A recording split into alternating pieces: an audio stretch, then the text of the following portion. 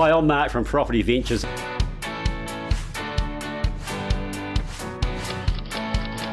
Welcome to this week's New Zealand Property Podcast, where we interview the property expert around. Hi, and welcome back to this week's New Zealand Property Podcast and video series. And today we've got a very important person in the whole structural buying a property. And when you buy a property, you need to get a building inspector to validate what you think you have brought. So today I've got Royce from No Doubt Inspections. Did I get that right there, Good Royce? afternoon. Yes, that's correct. No Doubt Inspections. Yeah, very pleased to have you here today. Yeah, fantastic to be here. Jolly good. Okay, so first of all, you're going to want to know who Royce is, and see he's not a guy who's just learning about building in a book as we speak. No, certainly not. Royce, when did you first start, and tell us a bit about who you are first. Well, I started my apprenticeship in Christchurch in 1974, working on commercial and residential houses, all new builds. So during that period, I had a lot of experience with concrete block house construction, timber house construction, brick and tile house construction, and leading into the 1980s, I did my trade certificate, an advanced trade certificate, worked on lots of renovations, alterations and additions, and then latterly through the 90s and into the noughties, a lot of villa and bungalow restorations. So I've got a lot of experience on a very wide range of homes. Great, that's huge, and obviously the houses you worked on in Christchurch were some of the ones that came in the earthquake. Definitely, definitely the houses in Christchurch have suffered very badly from the earthquake. Right. Yeah. And so why then the change? Obviously recently you've gone into testing, and any good, obviously house inspector needs to have a good experience, otherwise, from everything, and you've done from new builds right through, That's correct. Which is great. So Yeah. how long have you been doing the inspecting for? Been doing the inspecting for a few years now. Started off just sort of on my own doing, look, people would ask you, can you come and have a look at this house and see if it's okay? Yep. And then more latterly, I found out about the NZS 4306, the 2005 property inspection reporting systems, and that combined with new technologies has kind of made me feel like having a change of career and something different, being able to give back to people rather than being the person on the tools. Exactly. We see a lot of people, they will get their mate who used to be a builder or whatever, come along and buy them a dozen beer to do the inspection, but that doesn't help with the bank who want to see a proper full inspection, that there's no issues with it. That's correct. So that's all good. Okay, well, let's jump straight into it, and something quite timely at the moment is the latest revelation, we'll say, with meth testing. We've gone from 0.5 to... No, 0.5 to 1.5. So now what, 15? Now to 15%. So right. What do you personally think about that, and how's that affecting? Well, it did seem like there was a lot of noise around the meth testing and a lot of reactionary responses to that, and we decided really that our main business is to do the house inspection reports, and we felt that we don't really want to get involved to jump on the bandwagon with something that has now been shown to be less than rigorous, a bit of an overreaction on the part of a lot of companies. If we do have any suspicion of meth or something like that, we would advise to have a fully qualified professional meth tester come in and do the proper testing. Right, so it's like what's just happened recently, No Doubt Inspections that didn't actually do them anyway, they got someone else to come in the same time. That's right, that's right. Okay, we just refer it to the professionals who are working as specialists in the area. Yeah. That's correct. That's sort of like with anything to do with property, or in fact anything to do with any businesses, you have your specialists on that particular topic. That's what they do. There's too many people do too many things, I think. So you just get spread thinly on the ground, and there's always room for error, I should imagine. And as Sir Peter Gluckman's report has proven, it was just a little overzealous, perhaps, and over-enthusiastic to jump on what perhaps was a bit of a cash cow. Yeah, as it was, and we heard many stories about people making probably too much money for, as it appears, something that didn't need doing. That's right. Whatsoever.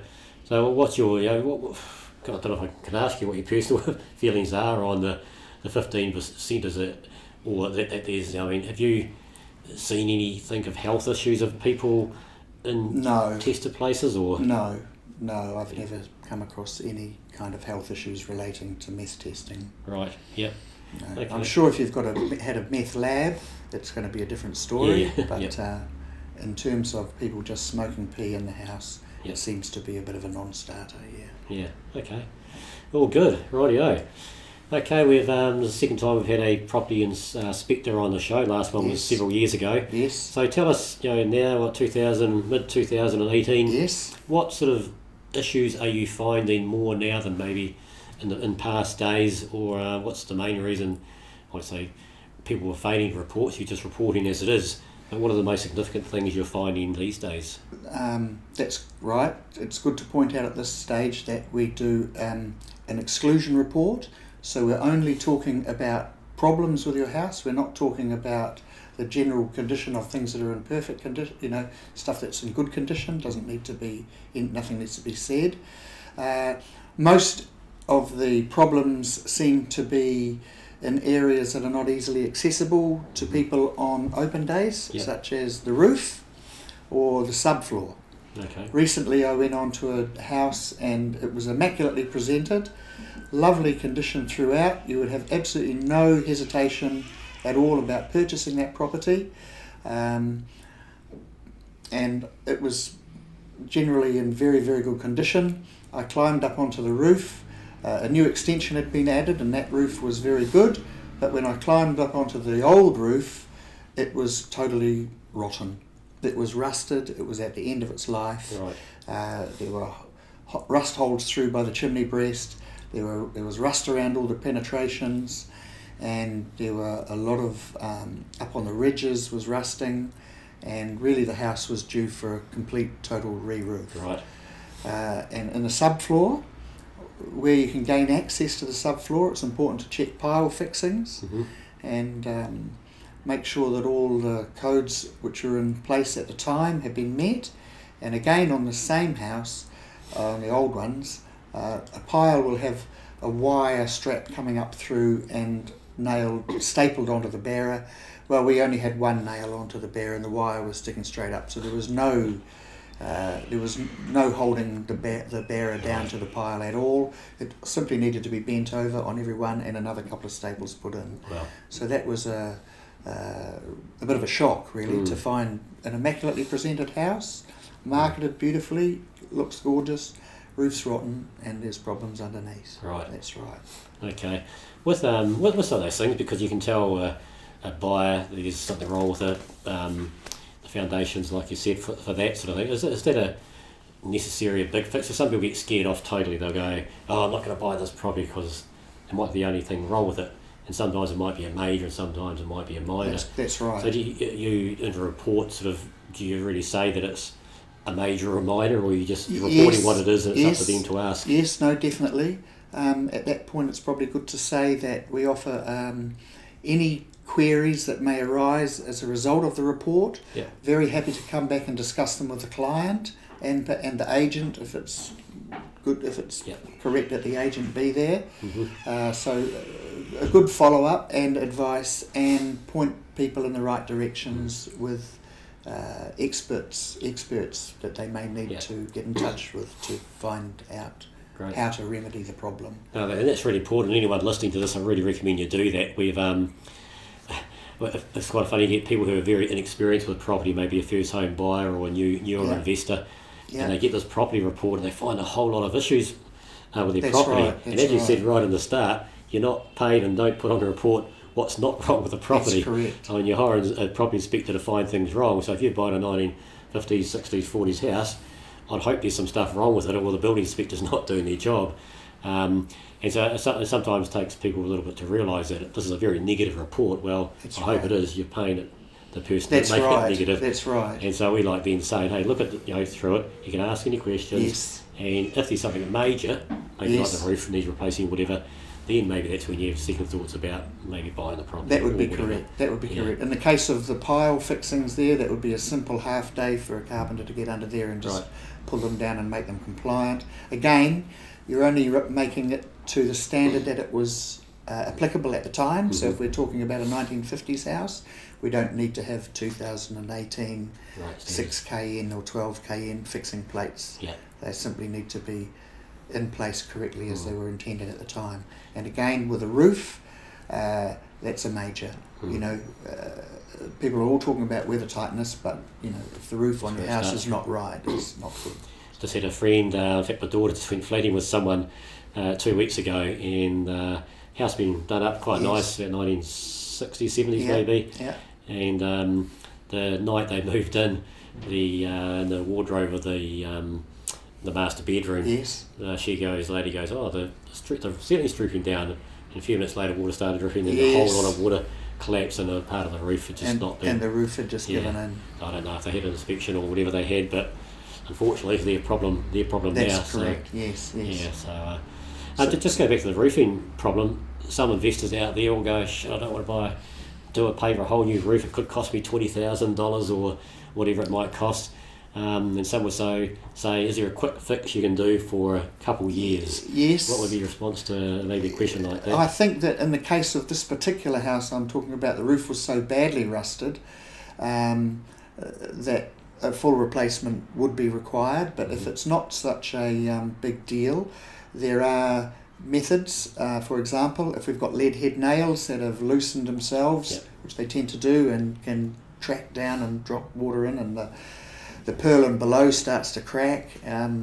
There are little oval elliptical shaped washers that fit underneath the tech screw caps, and that's a good remedy for a short-term fix if you're waiting before replacing your entire roof. Yeah. Again, if you've got rusted edges, quite a lot of the time you might have rust just along the bottom edges, you can slip another piece, you can remove the bottom row of nails and slip in just short pieces of iron and save the day a little bit like that. Yeah. And perhaps new ridge capping if it was necessary. But yes, there are definitely repairs that can be done to an old roof to give it a few more years. Well, certainly one of the major parts of placing certainly a good scrubbing down with wire brush and preparation and a good coat of paint on the top will give you another few years, definitely.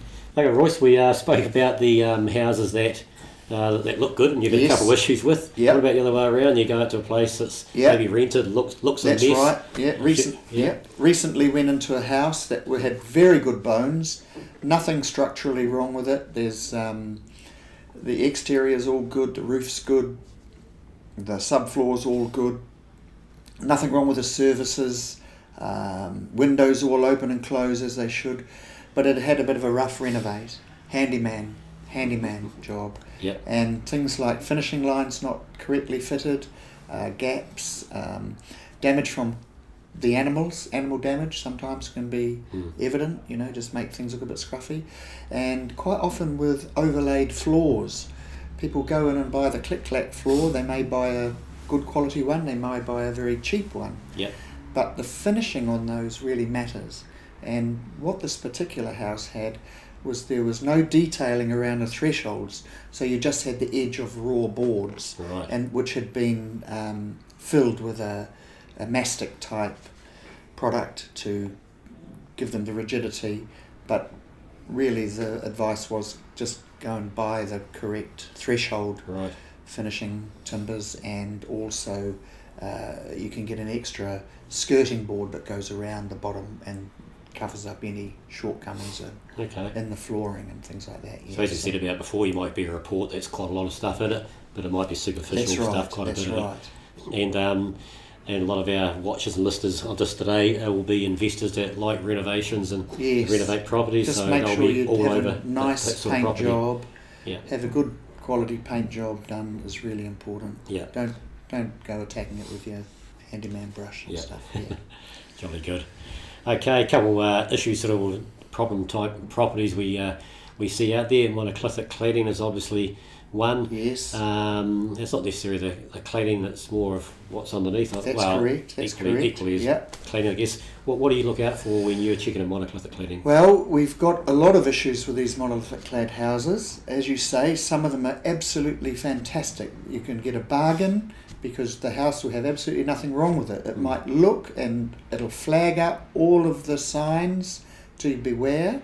So we have these particular attributes that we're looking out for. They are ground to cladding clearance, they are any parapet walls, they are boundary joists from decks or lean-tos or anywhere where you've made a connection to the existing house, the exterior, and you're trying to make an addition coming out.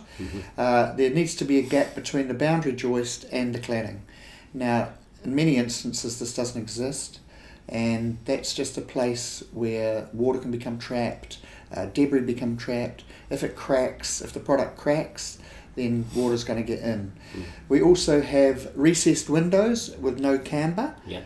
Some of the polystyrene cladding products have deep setback windows, and they need to have a good camber on them so that the water drains off adequately. Small eaves and small soffits, or in some instances no soffits and no eaves, they're also a contributing factor. And the big no-no is internal gutters.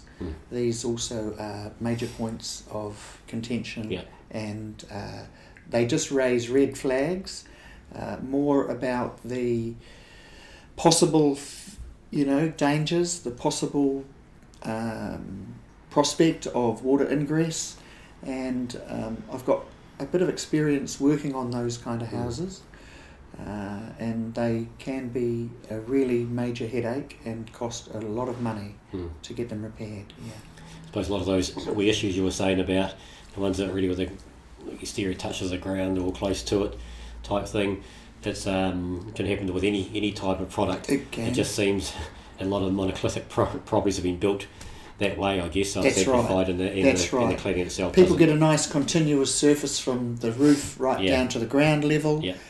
It's okay when you've got a concrete poured pad, but if you've got subfloor framing and it's just a place for vermin to get in and for water to get in.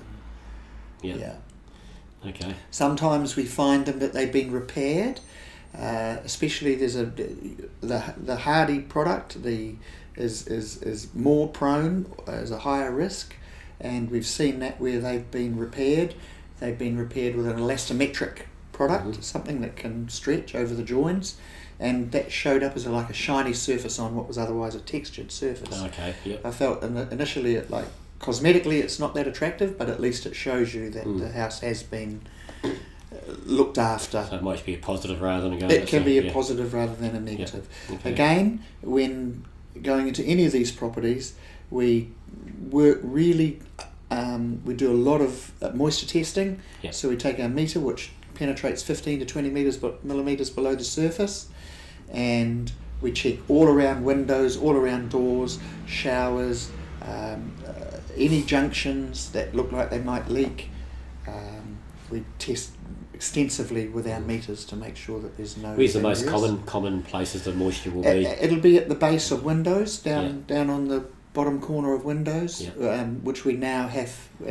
For those who know, we have about 4 layers of protection in the corners of windows now to remediate against any possible leakages and stuff like that. The other aspect to that is flashings. Kick out flashings where there are junctions of wall junctions and sort of like parapets. All the window head flashings are correctly fitted, and all the waterproofing has been correctly carried out. So Jolly good. Another quite extensive and longer period to investigate a monolithic clad house. At no extra cost. So, and again, happy to come back and discuss issues and things afterwards to see if there are any.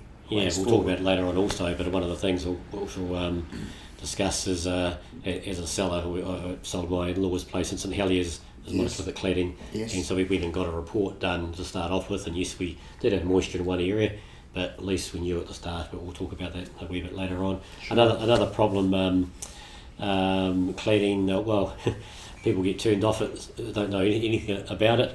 Asbestos is, what's your take on that cladding? What do you look out for, and what should these people as a buyer and listener watching this, what should they worry about? Now, asbestos is another one. It has been proven that it is a health issue when people have breathed in the particulate matter.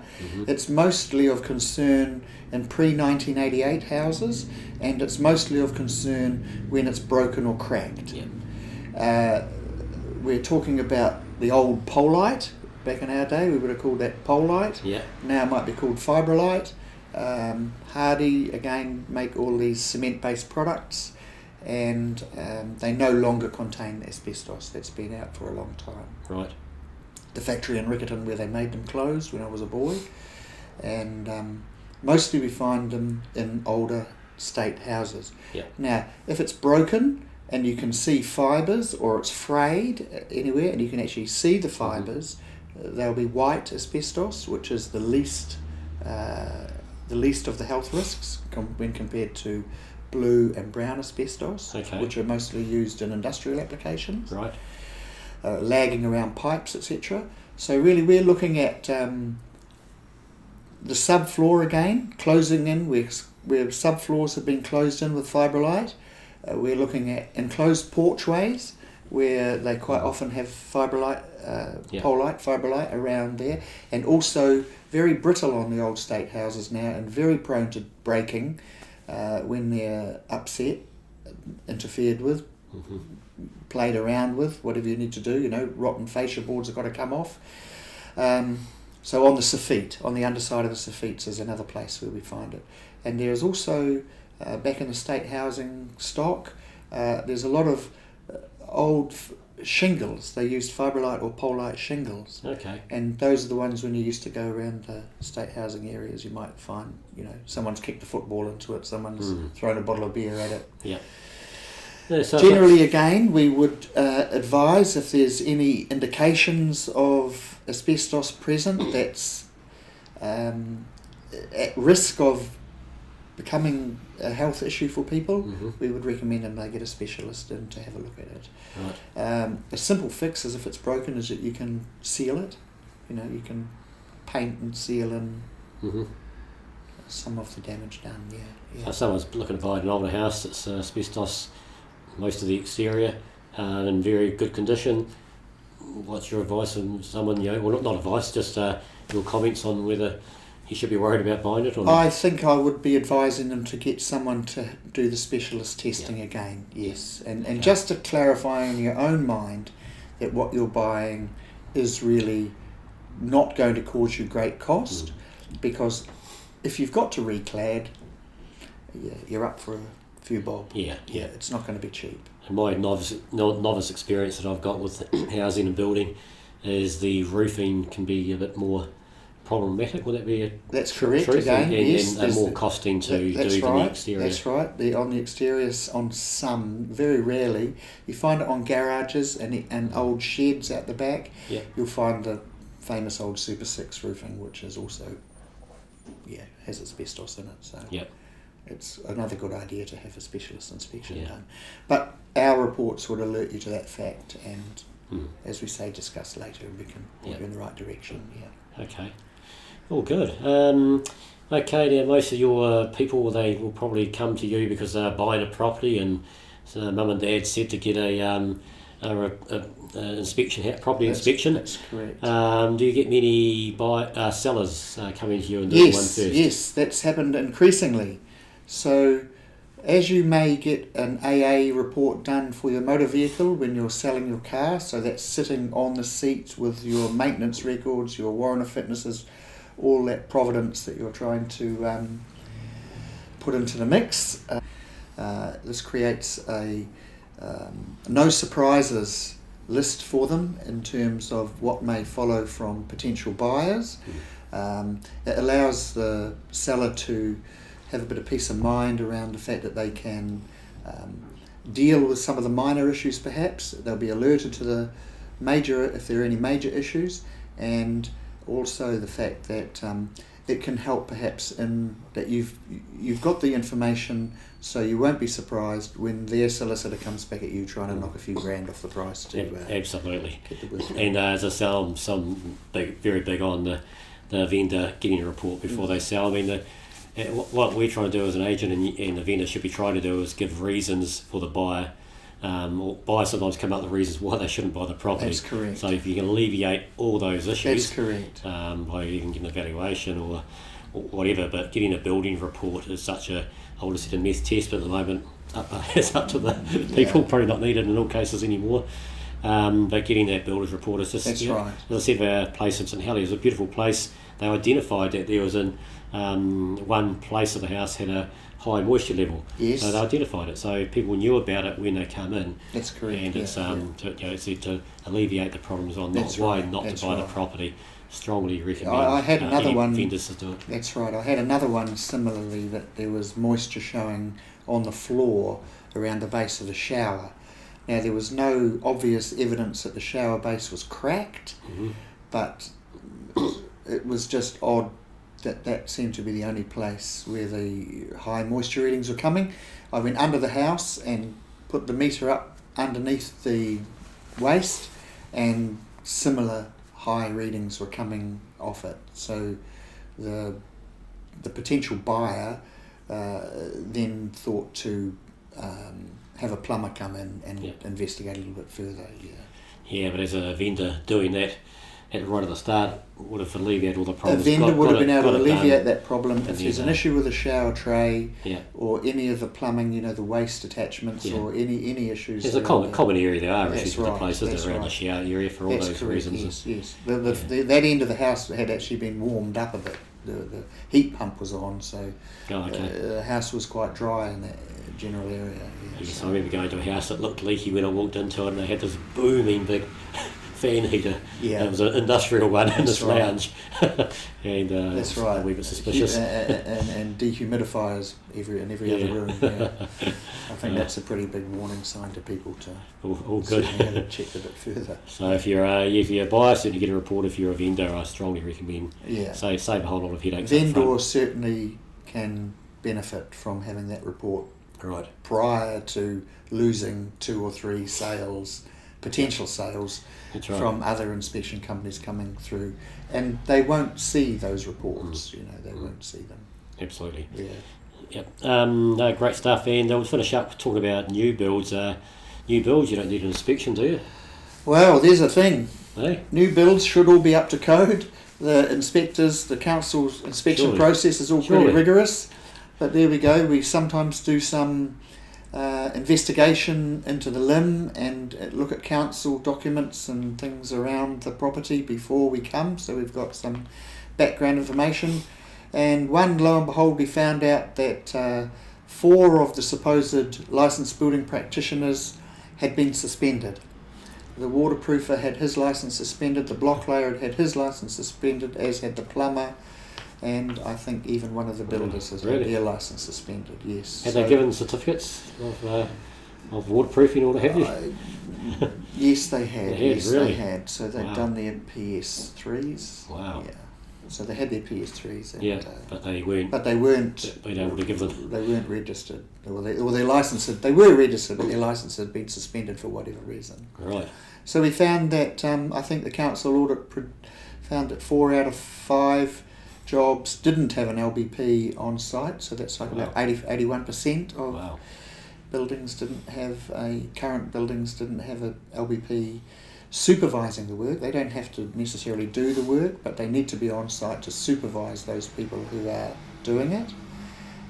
So yes, definitely new builds worth the check. Okay, so on that then, obviously you're checking out. You'll find out the experience of the building or building company that's doing it. If it's just some individual cowboys, you'll find out. Is it a normal report, like a normal building inspector report, or is it different parts of it that you order? Is it the same price as a normal building report? Yes. Yeah. Yes, it'll just be all part of the building report. It'll just be a slightly different report. We'd put these in the additional comments section at the end of the report. Right, okay. Yeah. And I guess for a new build too, it's important that all the checks that you do, whether it's a new build or not, that it's still done. There's still, there's still a lack of a fully trained and competent workforce. I think that's appearing a little bit, around the place since the apprenticeship training schemes were abolished back in the late 80s and then have been reinstituted and put back now. I work with a lot of younger builders that are very, very good, but I've also worked with some who are not so good. Not so good. And that includes builders who love to take shortcuts and save a buck, especially on the speculative, in the speculative area. Yeah, I remember buying a house in West Harbour about 10 years ago, and there's a few leaky issues that it shouldn't have got signed off by council. How it was built, and this was after all the leaky days. That's right. So things still get signed off. And you don't have a lot of redress, do you? No, you just none at all. have to wear it. So much better that you find out these things first. Remove any doubt before you go ahead with the purchase. Very good. Okay, before we finish up, anything else you want to add that I haven't covered or asked you today, or you've been pretty fully through what we talked about and asked? No, that's pretty much it. I think we've gone through everything. We're just very happy. We use an online form. I just take my phone with me. So we've got modern technology. We've got up-to-the-date formatise systems for recording. As we say, it's all written according to NZS 4306, and you will have that report in your inbox within 2 to 3 hours of my departure. Wow. So we can do a pretty quick turnaround. The jobs come into my phone, so the bookings there doesn't need to be a great delay on the bookings. We do get busy, but quite often there's room to move in that, and that we can come and provide that. And what parts of Auckland do you cover? All of Auckland. I'm all over Auckland. I've got no preference for anywhere in particular. That's what we like to hear. So we're really talking from Pukekohe. We've been out to Waiuku. Yes, we've been out to Waiuku, and we've been up to Albany, and I think we were even looking at one maybe in Dairy Flat. So pretty much the whole of Auckland, east, west, north, south. It's we can get around. And good. And what's the best way to get hold of you then? Or? The best way to get hold of us is at nodoubt-inspections.co.nz. That's inspections with an S. There's a phone number is 09 366 1665. That's a direct line into the office. There's a Facebook page that you can go to. Oh, let us know that on Facebook. That's right. Let us know that. We better like each other's Facebook page. People are into Facebook. And then there's a couple of numbers to call if you want something after hours. Mine is 021 597 897, and I usually stay on the phone till about 8 o'clock at night and come back on at about 7 in the morning. So if you need to. Gentlemen's hours. That's right. Very good. We'll put the website on the front of the page anyway. Right, so. Hey Royce, thanks very much for coming in today. Thank you very much for having me here. You got an immense amount of knowledge there, and hopefully you've got some good tips for people watching and listening to this. That's right. So, it's been a long time building, so it's really good to put all this into practice and to be able to offer a professional service. Being a qualified carpenter with 40 years experience and a current LBP, so I haven't been suspended for any reason in the last 5 or 6 years. Very happy to help you. As we say, very happy to talk and discuss the report after the fact. We can make amendments to the report if required, and especially in the case of sellers, of vendors, if you are alerted to these issues by our report, you then address those issues, we can then edit and resubmit your form so that you have a full report to add to the collection of information that you provide on the day. And that's a great extra service for vendors. That's right. So. When you have an open day, that report can be there for people to peruse if you so desire. That's correct. Yeah. Great stuff. Okay, thanks so much for your time, Thank Royce. you very much for having us here today. It's been fantastic. Great Lovely stuff. to be in Ponsonby. Cheers.